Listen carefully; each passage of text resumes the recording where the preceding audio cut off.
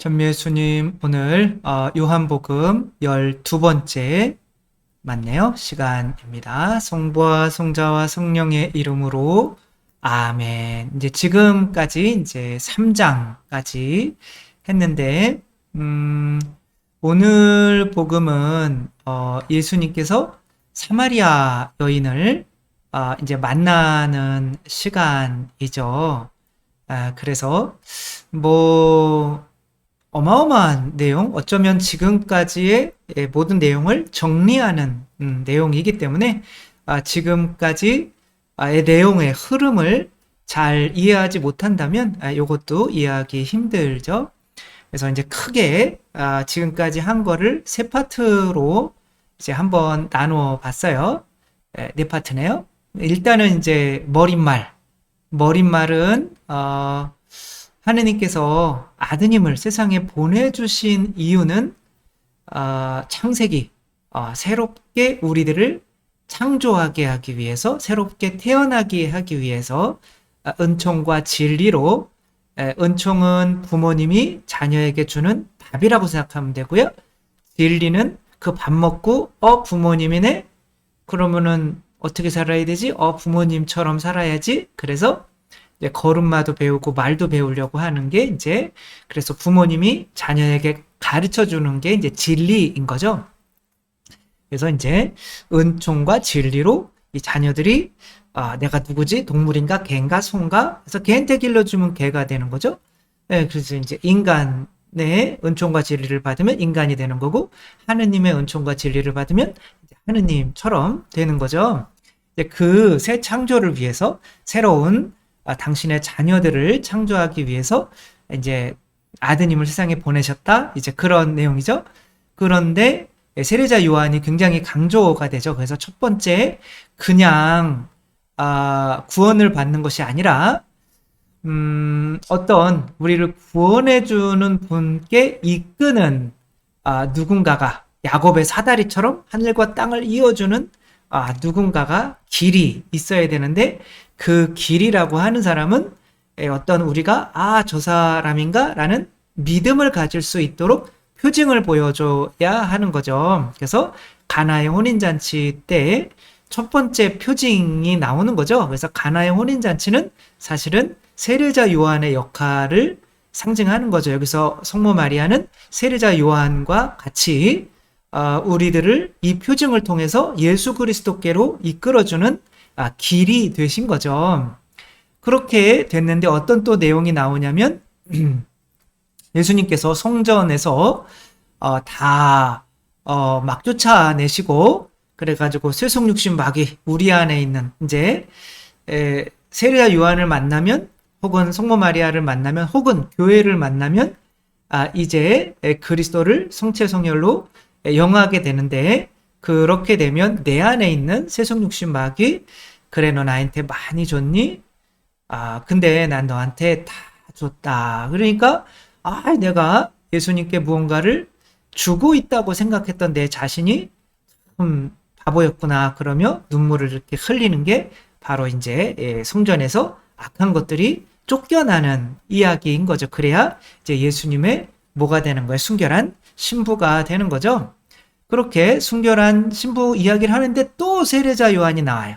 근데 이번에는 세례자 요한의 제자들이 다 예수님께 가고 있습니다. 그랬더니 야 그럼 내가 얼마나 좋은데 나는 신랑의 친구로서 저분이 진짜 신랑이고 나머지는 다 신부들이요. 나는 신부들을 신랑에게 이끄는 그냥 중매쟁이 중개자 길 받게 되지 않아? 라고 하는 것으로 지금까지 이렇게 마무리가 된 거예요.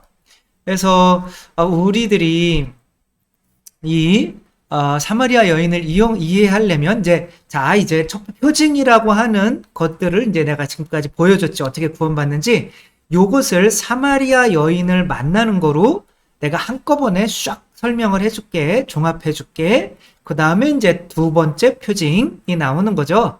그게 이제 마무리를 짓는 거죠. 그래서 두 번째 표징, 세 번째 표징, 네 번째 표징 그렇게 가는 게 아니라 첫 번째 표징에서 시작해서 가나의 혼인잔치에서 시작해서 이제 두 번째 표징으로 그냥 마무리가 되는 거예요. 그리고 나머지는 그것들을 또 설명을 해주는 방식으로 나아가고 있는 거죠. 그래서 이 여인이 지금 예수님이 누구신지를 모르잖아요. 몰라. 그러면은 이 여인이 구원받으려면은 뭘 만나야 돼요? 먼저 세례자 요한을 성모님과 같은 어떤 표징을 보여주는 분을 만나야겠죠, 그쵸?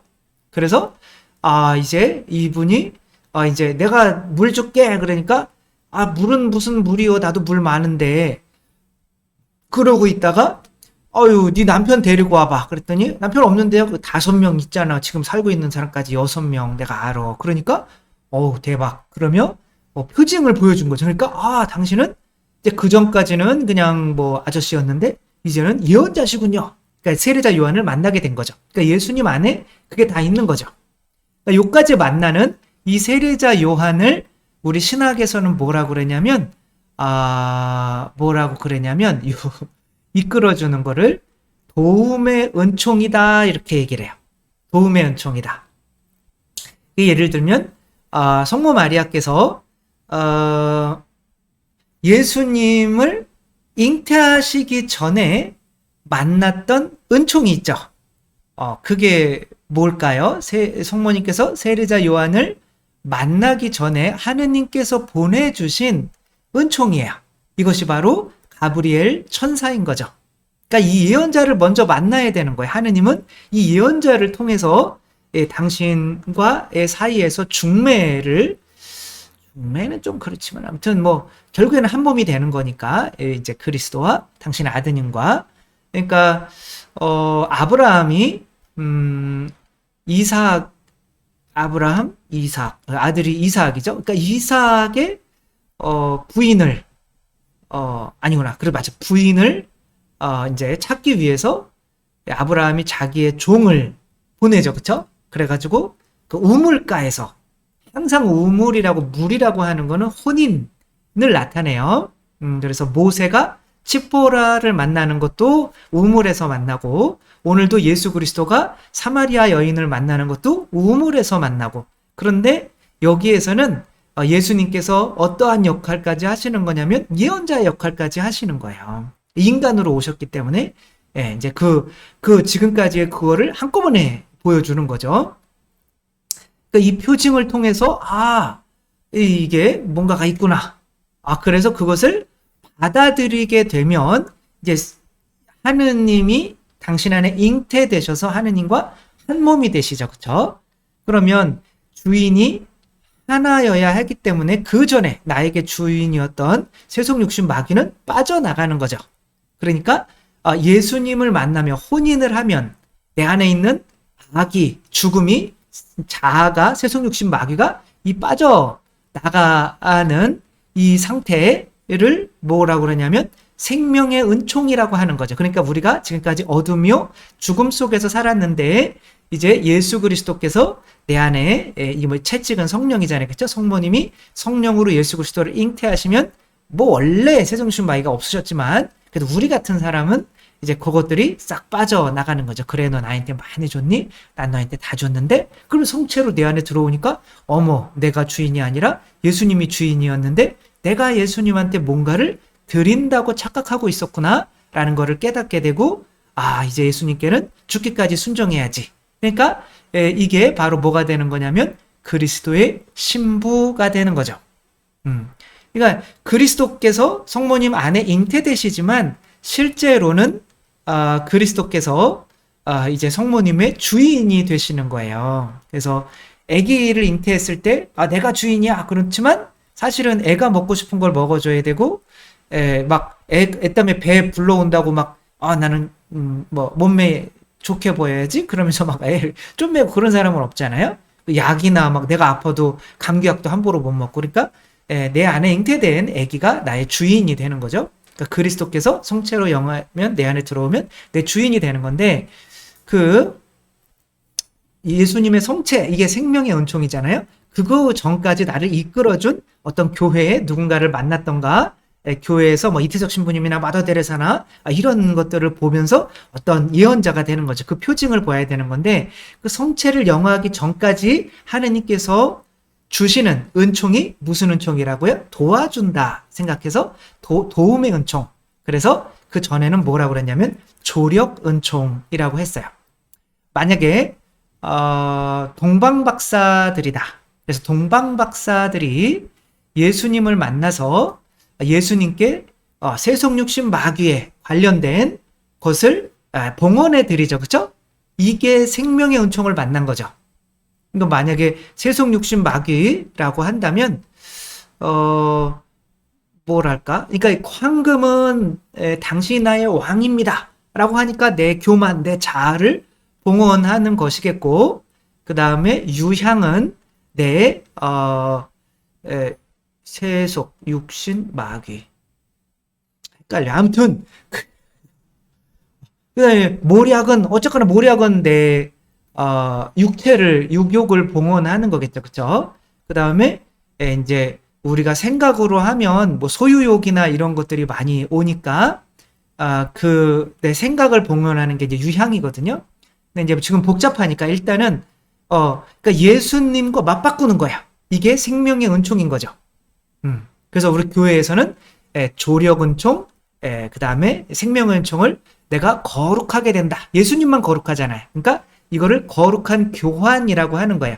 내 안에 있는 죄를 모든 것들을 예수님께 드리고 이 거룩한 예수님을 내 안에 모시는 거죠.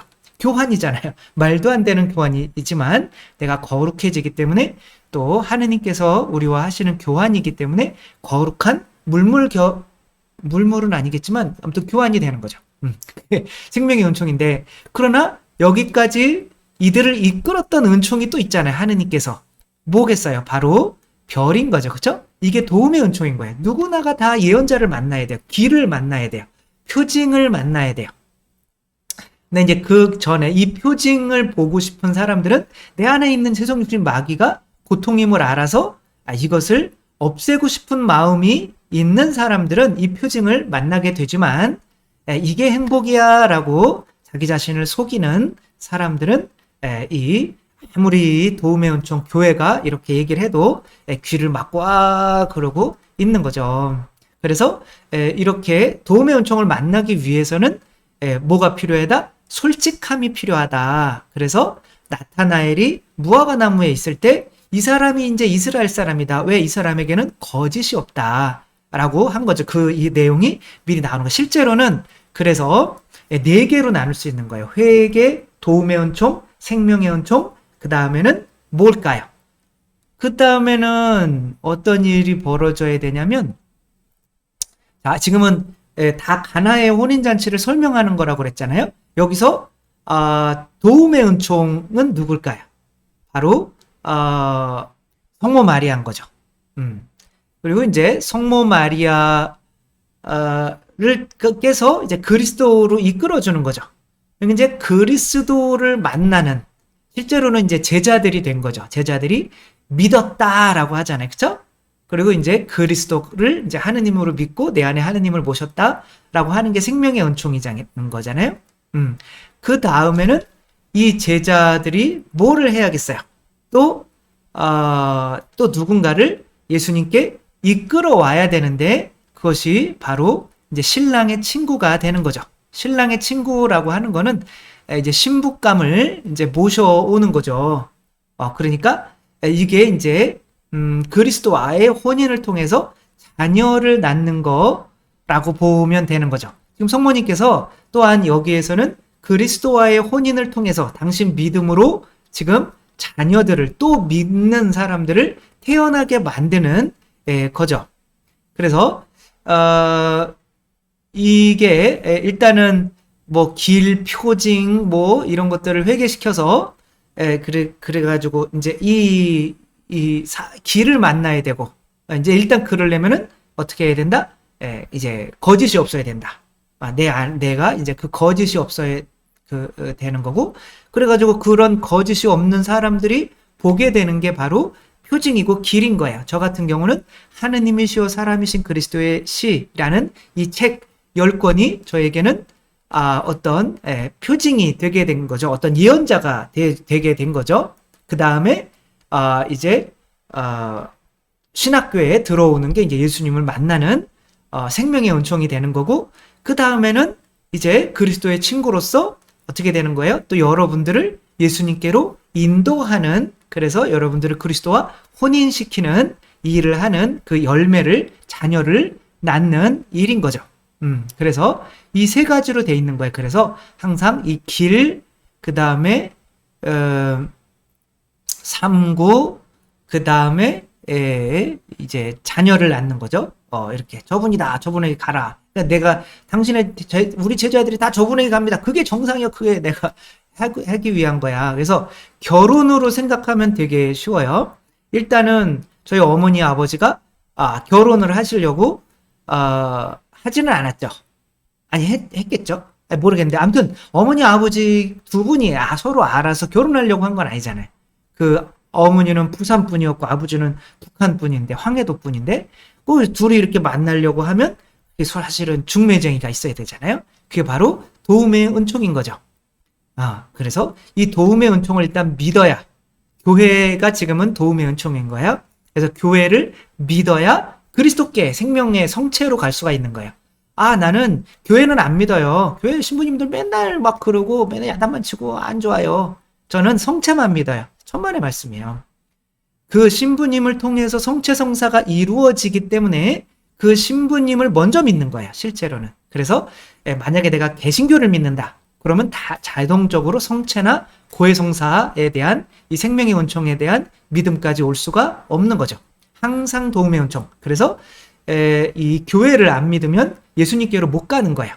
그래서 우리가 신앙 고백할 때 항상 성부에 대한 신앙 고백하고 성자, 성령, 그 다음에 교회에 대한 신앙 고백을 하는 거예요. 요 네 개가 그렇게 우리 사도신경이나 거기에 항상 그렇게 니케아 콘스탄티노플리스 신경이나 그렇게 나오는 거예요. 이 교리를 알면 그 내용이 요 안에 다 들어가 있는 거예요. 그게 지금처럼 교리로 명확해지지는 않았지만 지금 요한은 이 교리를 요 안에서, 이 하나의 스토리 안에서 다 설명을 해주는 거예요.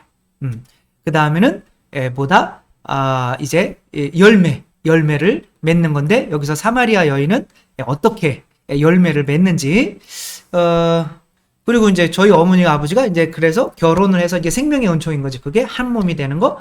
그 다음에는 이제 결혼하면 이제 다른 남자, 다른 여자는 못 만나잖아요.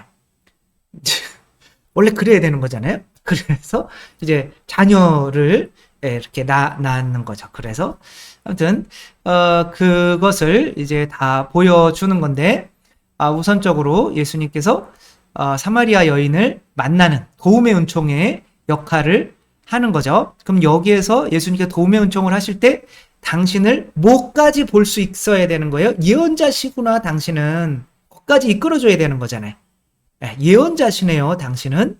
이제 그렇게 되고, 그 다음에는 내 자신 안에 있는 세속육신 마귀가 빠져나가는 어떤 일이 있어야 되는 거고, 그 다음에는 내가 또 예수 그리스도께로 누군가를, 내가 또 자녀를 낳아서 데리고 오는 내용이 있어야 되겠죠. 그렇죠? 그러니까 결혼한다고 생각하시면 되는 거예요. 근데 여기 중매쟁이를 처음에는 예수님이 또 세례자 요한의 역할을 하신다는 거죠. 이런 일단은 생각 안에서 이렇게 보시면 너무 편하다라고 하는 거예요. 한번 이제 본문을 쭉 한번 보도록 하겠습니다.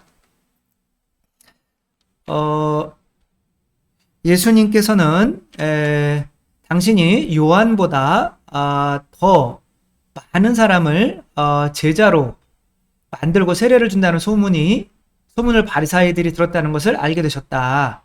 사실 예수님께서 친히 세례를 주신 것이 아니라 제자들이 준 것이다. 아니, 그 앞에서는 세례자 요한의 이야기할 때는 예수님이 세례를 주셨다고 그래요. 그것은 예수님의 세례와 생명의 은총과 그 다음에 세례자 요한의 세례의 도움의 은총과를 구별하기 위해서 그런 거예요. 그러나 이제 여기에서는 이제 예수님이 친히 세례를 주신 것은 아니다 라고 이렇게 말을 하고 있는 거죠. 그래서 예수님께서 유다를 떠나 이제 갈릴레아로 이제 선교를 가신 거죠. 근데 갈릴레아를 가셔야 될 때 유다 땅에서 당연히 사마리아를 지나야겠죠. 그쵸? 여기가 이제 이렇게 저는 이렇게 지도를 그려요. 너무 쉬워. 이스라엘 지도. 이게 뭐냐면 여기가 지중해 바다예요. 지중해 바다. 그 다음에 여기는 갈릴레아 호수, 여기는 뭐예요? 사해인 거죠. 그래서 사해에서 이제 여기가 이제 예루살렘이 있어요. 예루살렘에서 이제 갈릴레아, 여기가 나자렛이고, 그래서 갈릴레아에서 일반적으로 복음을 전하셨는데, 그러려면 지나가야 되는 게 어디냐면 여기가 사마리아예요. 근데 사마리아는 어떤 일이 있었냐면 기원전 722년경에 이 위쪽에 있는 아시리아라고 하는 나라로부터 여기를 이제 빼앗겨요. 그리고 그 아시리아에 있는 사람들을 여기 안에 이제 정착해서 살게 돼서 여기는 이스라엘 사람들과 그 이방인들의 피가 섞였다라고 해서 그들은 선민의식이 있잖아요. 그래서 여기는 이제 완전히 이방인으로 여기는 거예요. 물론 뭐 거의 이 유다 땅에서는 여기 성전이 있으니까 저기보다 먼 이 갈릴레아도 거의 이방인 취급을 받았지만 여기는 그냥 거의 벌레 취급을 받았다라고 생각하시면 되는 거죠. 그래서 이제 그 구원받지 못한 사람의 어떤 상징인 거죠. 그쵸? 거기로 이제 가시는 거예요. 그래서 이제 이 세례를 예수님이 뭐 친히 주신 게 아니다라고 하려면 여기서는 지금 이제 세례자 요한의 역할을 해야 되는 거죠. 여기서는 생명의 어떤 예수 그리스도의 피의 세례를 얘기하면 안 되는 거예요. 그래서 예수님께 친히 세례를 주신 것은 아니다. 이렇게 말을 하는 거죠. 그래서 5절에 보면 그리하여 예수님께서는 야곱이 자기 아들 요셉에게 준 땅에서 가까운 시카르라고 하는 사마리아 한 고을에 이르렀다. 여기서 이제 야곱의 우물이 나오는데 왜 굳이 야곱이 나올까? 그러니까 야곱이라고 하는 사람의 어떤 이 사람은 베텔이 이제 성전이란 뜻이에요. 하느님의 집. 베텔에서 모가 이렇게 사다리가 이렇게 자기가 이제 돌 베개 위에 이제 잠자면서 이렇게 잠자면서 여기 이제 제단이 되는 거죠. 그쵸? 이렇게 잠을 자면서 이 위에서 천사들이 여기 하늘이 열리고 천사들이 오르락내리락 하는 것을 너희들이 보게 될 것이다. 이렇게 얘기를 했잖아요. 그쵸?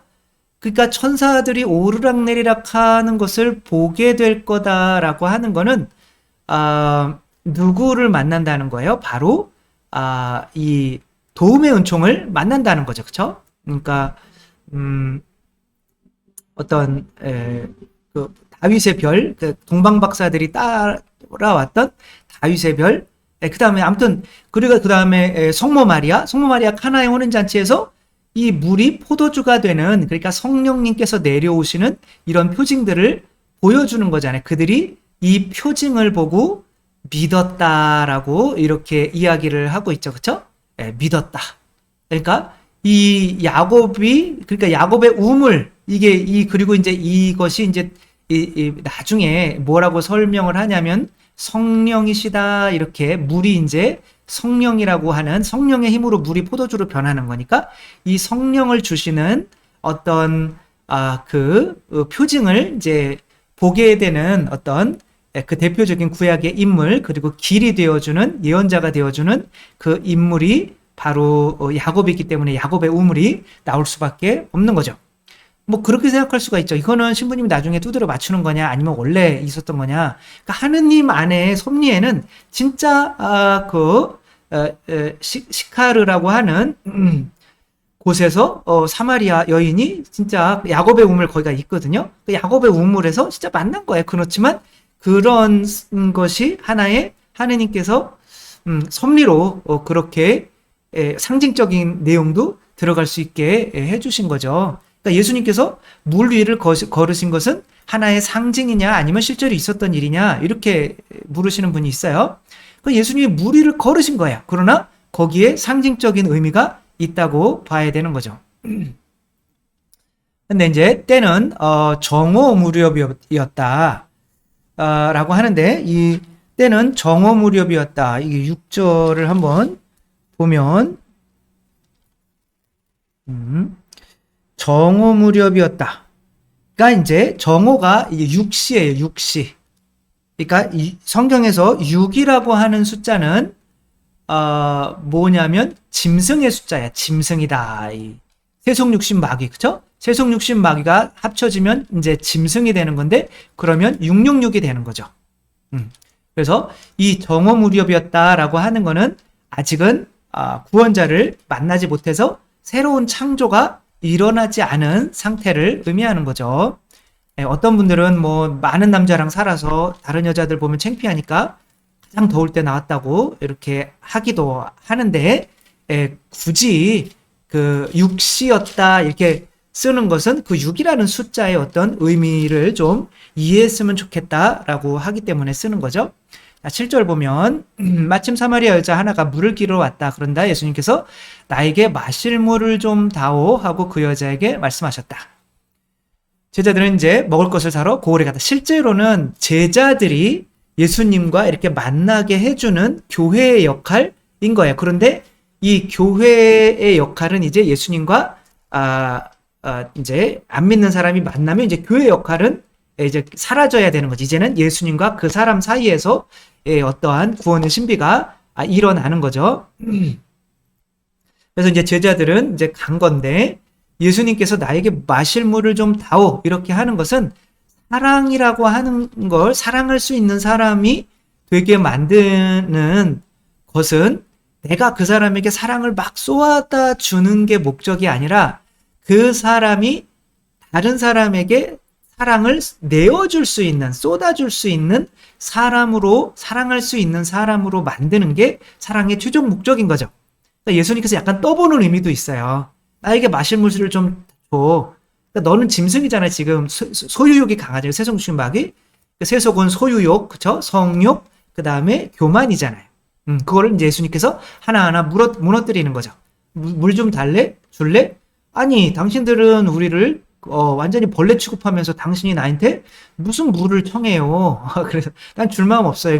그러니까 네가 짐승이지. 그런 거잖아요. 개는 훌륭하다를 보면서 확실히 느끼는 것은 요즘에 왜 이렇게 개소리를 많이 하냐고 저한테 그러는데 아니 비슷해요. 진짜 개를 길들이는 거나 그래가지고 에덴 동산에서 아담이 하는 역할이 짐승에게 이름을 지어주는 거잖아요. 짐승을 길들이는 거잖아요. 그러니까 거의 이제 짐승인 거죠. 그래서 어떤 분은 이렇게까지 얘기해요. 인간을, 죄인들을 짐승이랑 그렇게 비교하지 마라. 그거는 짐승에게 모독이다. 짐승은 어떤 면에서 인간보다 낫다. 까지도 이야기를 하는데, 아무튼 이제 제자들은 먹을 걸 사러 이제 가 있는 거고 예수님은 지금 이거 하는 게 내 양식이야. 삶의 에너지야. 삶의 이유야. 라고 하고 있는 거죠. 그래서 10절에 보면 만약에 내가 너한테 지금 주려고 하는 선물 이게 뭐예요? 예수님이 주려고 하는 물인 거죠. 그렇죠? 성령인 거죠. 성령을 알고 나에게 마실 물을 좀 다오 하고 너에게 말하는 이가 이게 바로 뭐예요? 메시아 혹은 신랑, 우리의 신랑이 되시는 거죠. 구원자. 누구인지 알았다면 오히려 네가 나한테 청했을 거고 내가 그러면 너에게 생수를 줬을 것이다. 그래서 나는 이 생수라고 번역하는 게 너무 좀 이상해요. 이거는 생명의 물인 거예요. 그냥 두 단어야. 생명의 물. 그러니까 생수 그러면 우리가 먹는 그냥 생수 뭐 이런 것처럼 되니까 그러니까 이것도 그냥 생명도 비오스랑 바이오 우리가 바이오라고 하는 거지, 그렇죠? 그다음에 쪼에라고 하는 또 그런 것과 달라. 이거는 쪼에 그러면 영원한 생명을 의미하는 거니까 영원한 생명의 물을 이제 우리는 그냥 생수라고 그냥 번역을 하니까 너무 없어 보여가지고 좀 그런데 아무튼 내가 너에게 줄 성령을 주었을 텐데 내가 성령을 주는 신랑이야 라고 하는 거죠. 여자가 아니 두레박도 없으면서 무슨 뭐 생수를 마련합니까? 생명의 물을 줍니까?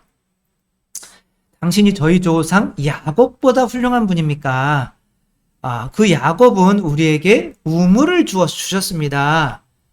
그래서 우리 가축들도 유물물을 마셨습니다. 그러니까 구약에서 만난 세례자 요한인 거죠. 어떻게 보면 구약에서 만난 예언자는 야곱은 주는 물이라고 하는 것은 그 구약의 가르침은 아무리 먹어봐야 가축들밖에 안 되는 거죠. 근데 그 가축이 하느님의 자녀로 태어나려면 이제 하느님께서 주시는 물을 먹어야 되는 거죠. 성령을 먹어야 되는 거죠.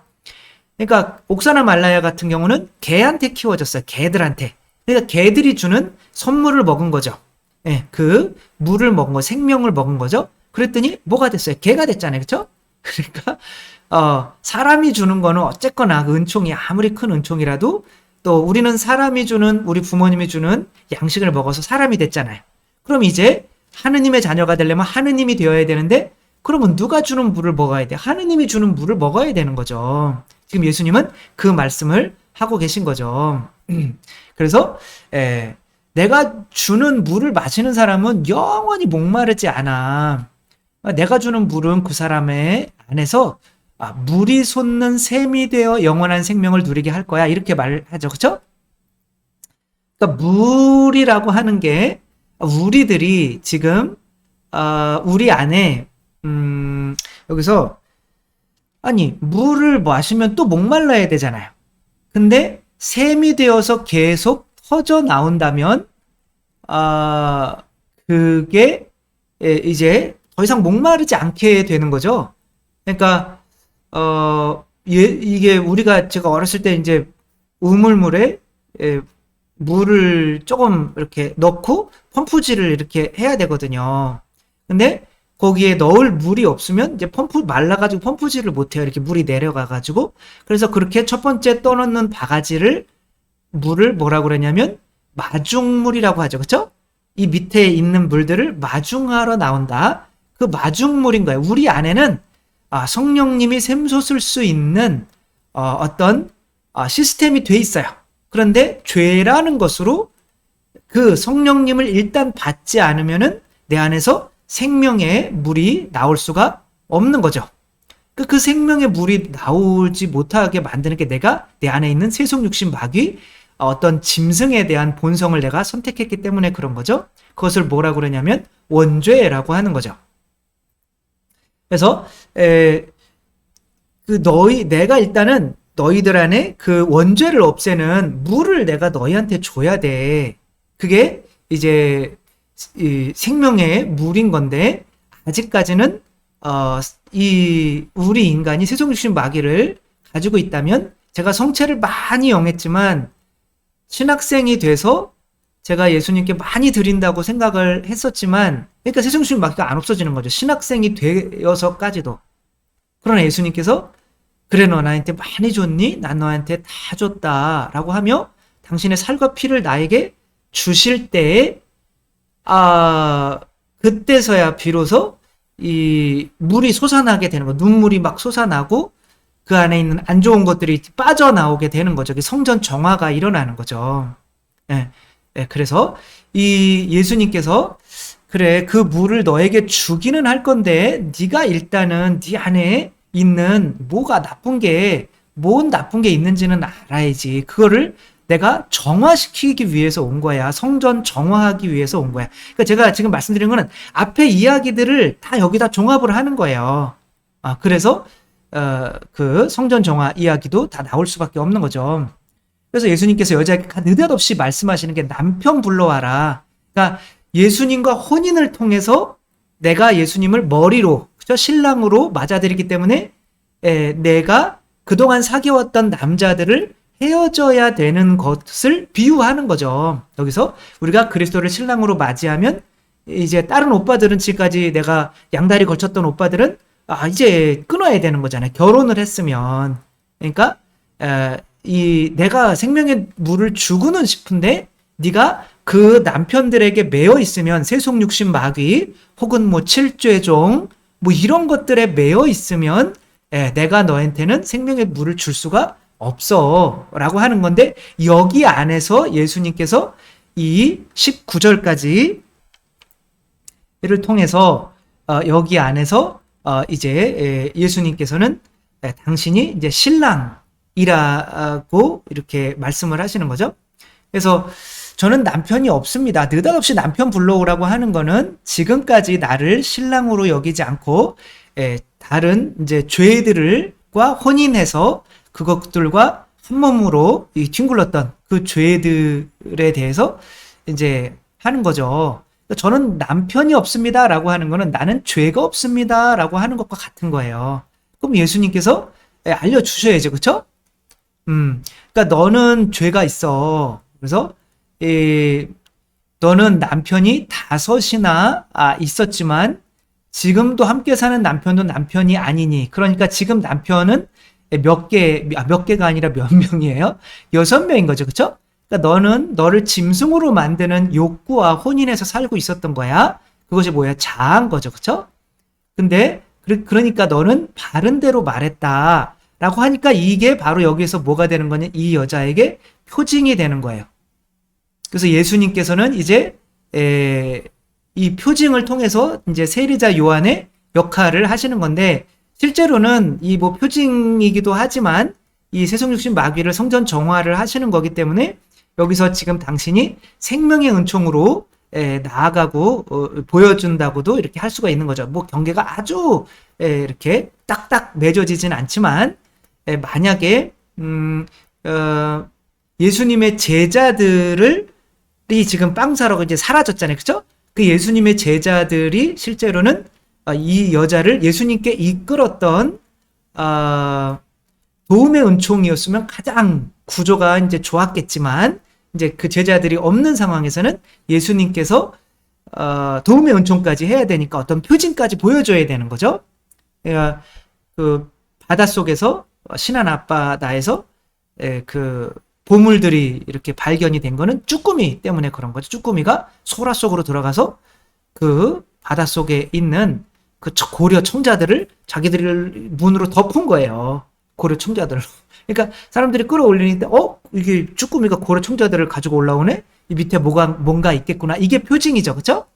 그러니까 신부님이 저렇게 이렇게 하는 거네. 그런데 이건 말도 있겠지만 여기에서 저 말은 정말 하느님한테 받지 않았으면은 저런 말이 나올 수가 없는데, 저도 이런 말을 하면서 엄청 막 창피했지만 그래도 가끔 그런, 어떻게 저런 생각을 하지? 그런 뭔가가 있을 거 아니에요, 그렇죠? 그게 표징이 되는 거거든요. 그래서 그런 걸 통해서 이제 여러분들이 저를 통해서 이제 예수 그리스도를 만나게 되는 건데, 여기서는 예수님 혼자 이러시고 있는 거죠. 그래서 이제 선생님, 이제 보니 선생님은 예언자시군요. 근데 전에 이렇게 여기서는 선생님이라고 하는데, 여기에서는 영어로 하면은 로드예요, 로드. 주님이에요, 주님. 그 다음에 위에 뭐 선생님 자 나오는 건 여기에서는 그냥 뭐 제가 확실히 찾아보니까 랍비나 혹은 뭐 당신이나 뭐 이런 식으로 쓰인 거지, 이게 완전히 달라요. 우리나라 번역으로는 그냥 똑같이 번역을 했지만 여기서 이제 주님이 돼버린 거예요. 이제 예언자가 된 거예요. 예언자시군요. 그러니까 뭐를 만난 거예요? 이제는 이 표징을 일으키는 저기를 만난 거죠. 저기가 뭐예요? 도자로 시작해요. 도움의 은총을 만난 거죠. 그러니까 도움의 은총을 만났으니까 여기서부터는 이제 20절부터는 이제 누구를 만나는 거예요? 바로 그리스도를 만나는 거죠. 이제 그리스도께서 이 성전에서 이제 성전 정화 이야기가 나와야 되잖아요. 도움의 은총을 만난 거예요. 그리고 이제는 생명의 은총이 이제 시작되는 거죠. 그러면 이 예배라고 하는 것이 뭘 하는 거예요? 성전에서 나를 죽이고 바로 이 동방박사들이 어떻게 했어요? 자기들이 가진 그 황금과 유향과 모략을 이게 그 자기 자신을 바치는 거죠. 그렇죠? 그리고 예수 그리스도를 얻는 거죠. 이게 이게 생명의 은총이잖아요. 그러니까 예수 그리스도께서 오시고 내가 이제 죽는 거, 봉헌해 드리는 거. 그래가지고 성전에서는 제단 위에서 어떻게 해요? 나 자신으로 상징되는 소가 불살라지고 그 소를 불살르기 위해서 성령께서 떨어지시는 거죠. 그쵸? 그게 진정한 예배라는 거죠. 그래서 진정한 예배는 참 신랑이신 예수 그리스도를 내 안에 맞아들이면서 내가 따르는 오빠들을 좋아하던 마음들을 봉헌해 드리는 것이 참된 예배다. 그래서 정화가 된다라는 내용이 나와야 될 거 아니야, 그렇죠? 그래서 바로 예배 얘기가 나오는 거야. 그래서 너희는 알지 못하는 분께 예배를 드리지만 여기서부터는 생명의 은총 얘기를 하는 거예요. 우리는 우리가 아는 분께 예배를 드린다. 구원은 유다인들에게서 오기 때문이다. 그러나 진실한 예배자는 영과 진리 안에서 아버지께 예배 드릴 때가 온다. 영과 진리 안에서 이게 이제 성령과 은총과 진리인 거죠. 그렇죠? 은총과 진리. 인 거죠. 그러니까 아이들이 예배를 드리는 거는 내가 내 자신을 버리고 부모에게 순종하는 거죠. 그러니까 제가 아니 왜 맨날 라면만 먹어야 되나요? 짜증나게 막 그러고 있을 때 어떻게 되는 거예요? 이 부모님의 굳은 살 이게 은총이죠. 날 위해서 피땀을 흘린 거 밖에 나가서 보이진 않지만 내가 본 적은 없지만 그 굳은 살을 본 거죠. 그게 영이죠. 그게 은총이란 말이에요. 야 이게 이분들이 나를 위해서 이렇게 희생하셨구나. 그래서 내가 매일매일 먹는 이 라면도 그분들의 살과 피가 들어간 거구나. 이거를 깨닫게 되는 게 이제 영인 거죠. 그러면 진리는 그럼 내가 어떻게 살아야 되지? 부모님이 공부 잘하기를 원하시니까 그래요. 나는 공부를 열심히 해야겠다. 부모님이 원하는 게 바로 진리란 말이에요. 당신이 사는 것처럼 또 당신이 원하는 것처럼 살아주는 거. 그래서 그분께서 나를 사랑하신다는 걸 인정하고 그분의 뜻에 진리 안에 순종하는 것이 바로 아버지께 드리는 진정한 예배인 거죠. 사실 바로 지금 그 때가 왔다 하는 거죠.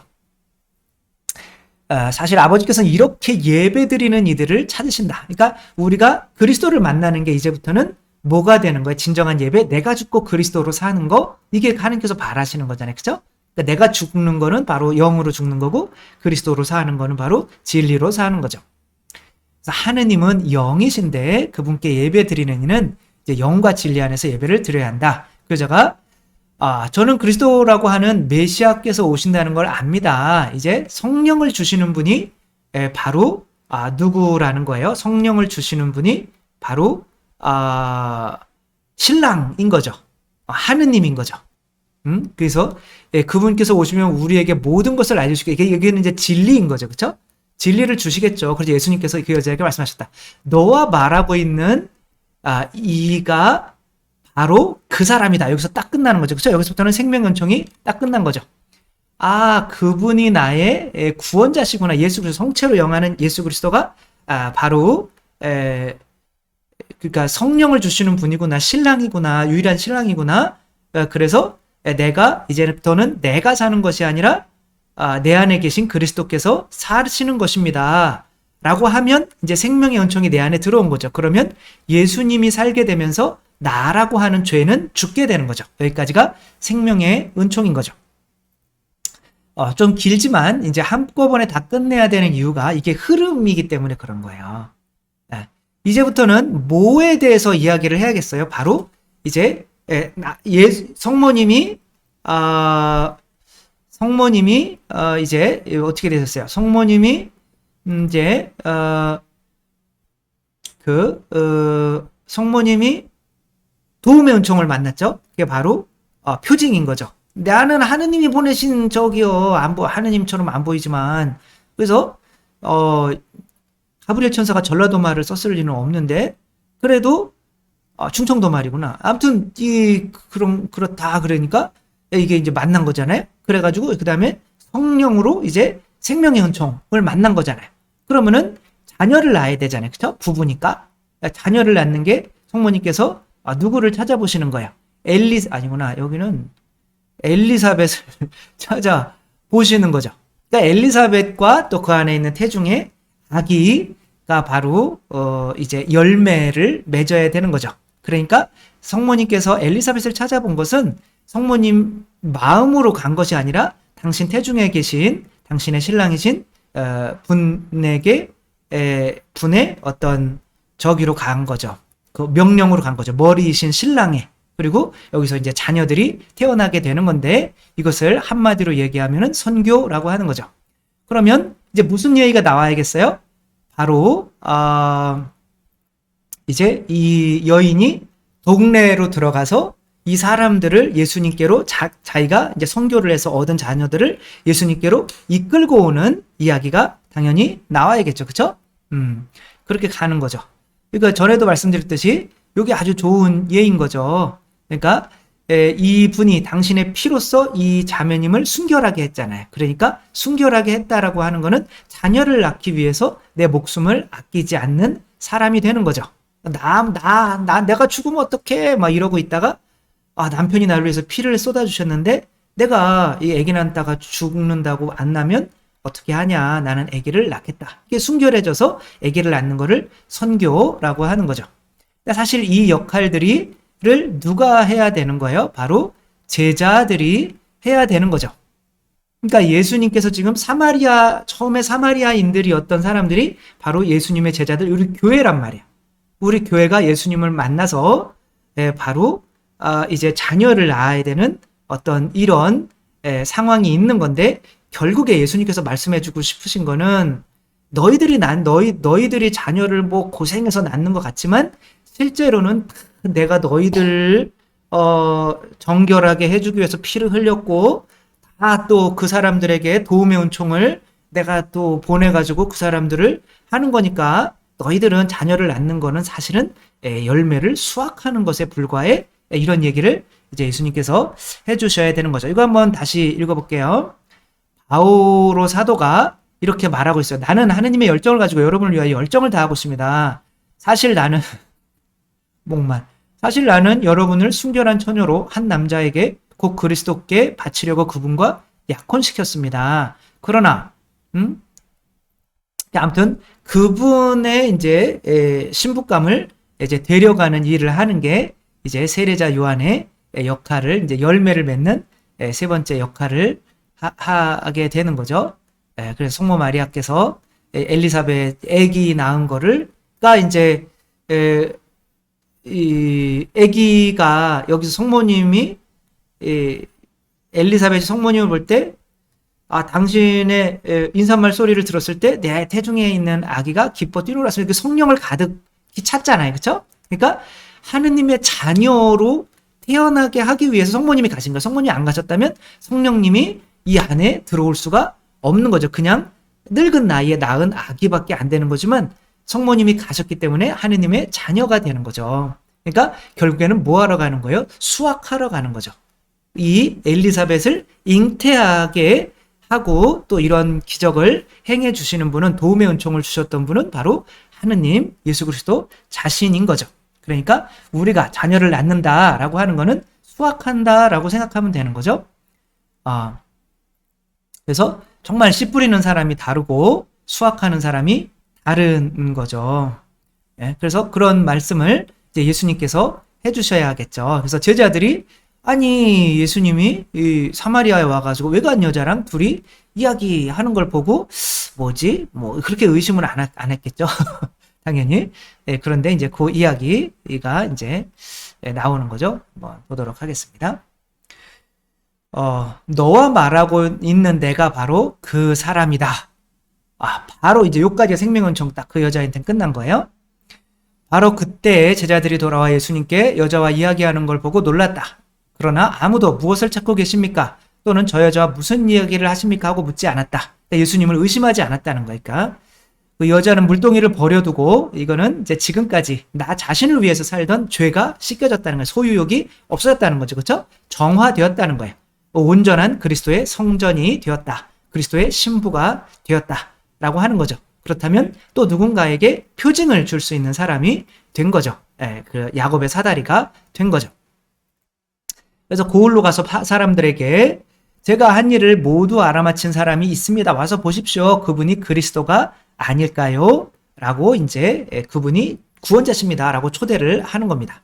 근데 이제 제자들에게 와서, 이것도 바로 제자들이 해야 되는 건데, 그 자녀를 낳는 게 우리가 막 노력해서 여자 혼자 애를 낳을 수는 없잖아요. 남편이 또 있어야 되는 거잖아요. 그렇죠?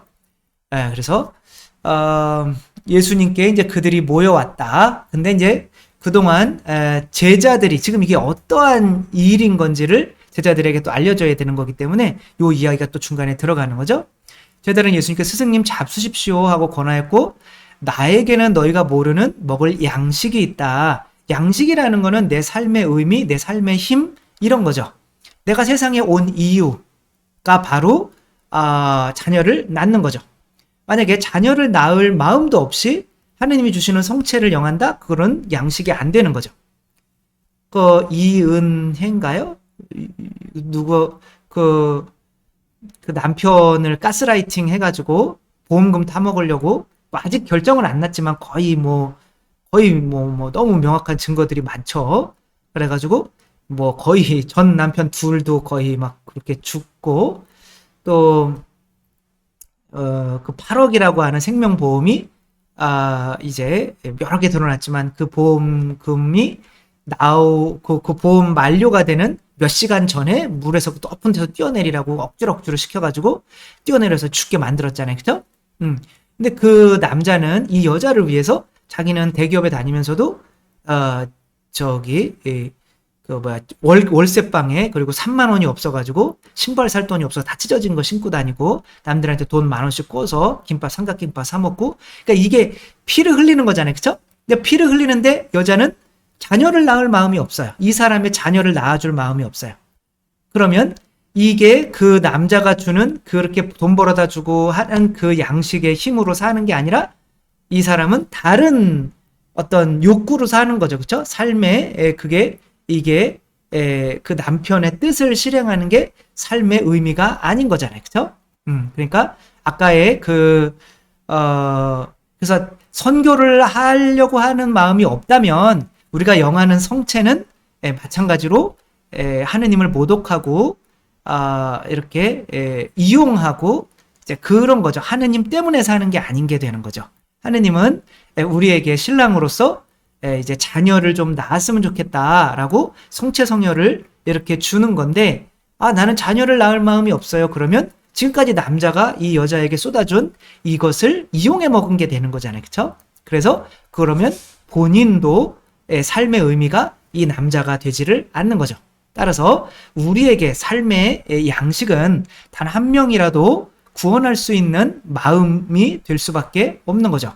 그러니까 내가 선교하고 있는 거, 내가 자녀를 낳고 있는 거, 이게 바로 삶의 의미야.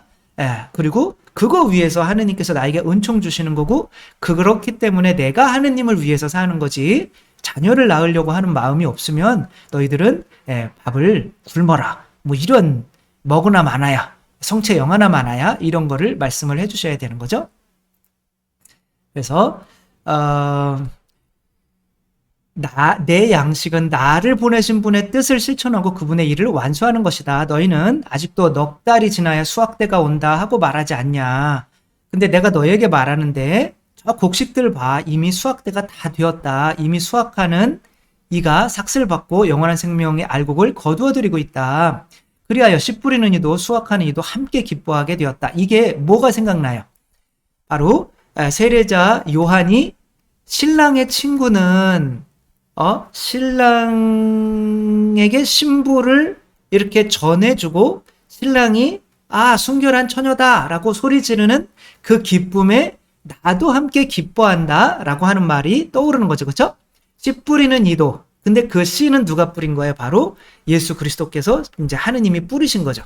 그 수확하는 이도 함께 기뻐한다. 과연 씨 뿌리는 이가 다르고, 이건 신랑이죠. 그렇죠? 수확하는 이가 다르다. 이건 신부죠. 그렇죠? 신랑 신부의 역할을 이렇게 의미하고 있는 거예요. 그러니까 신부가 아기를 낳는 거는 그리스도께 신랑이 뿌린 이 씨를 수확한다고 생각해야지, 내가 낳은 자식, 내 자식이야.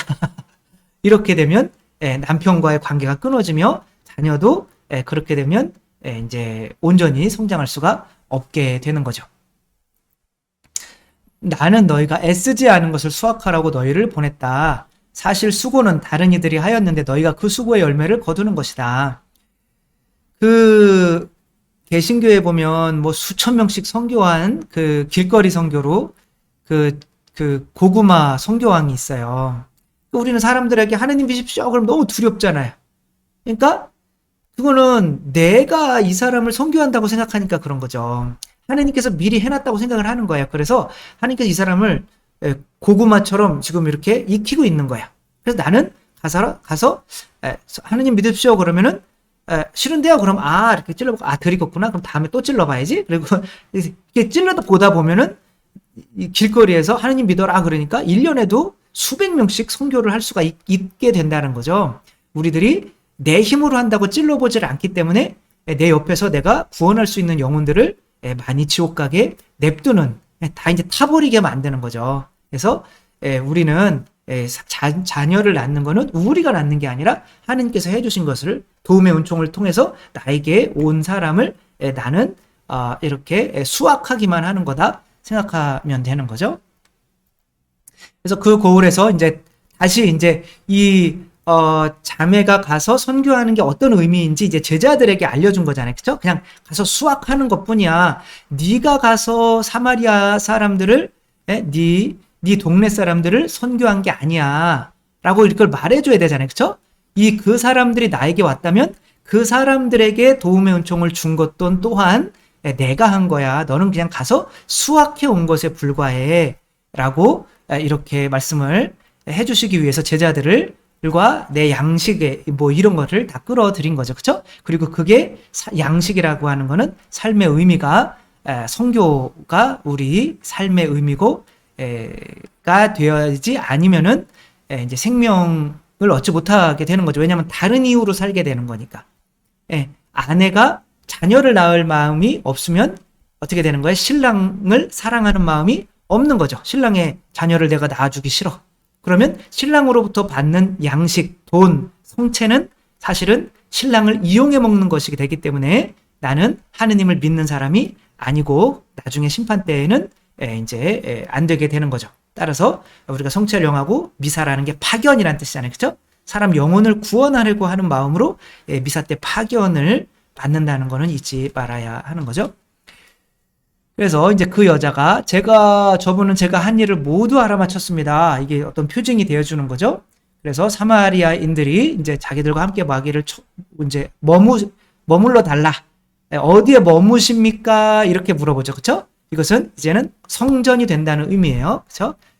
그분이 나의 성전이 되고 내가 그분의 성전이 되는 거죠. 그래서 이틀을 이렇게 머무셨고 그렇게 되니까 이들도 자기 안에서 이제 안 좋은 것들이 나가니까 그분의 말씀을 믿게 되었고 이제 그 여자에게 말한 거예요.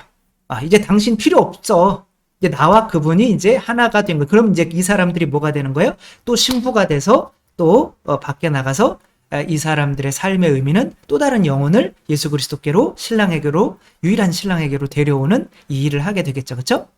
우리가 믿는 것은 이제 당신이 한 말 때문이 아니요. 그래서 여기에서 제자들이 사라졌던 이유가 이런 거죠. 그렇죠?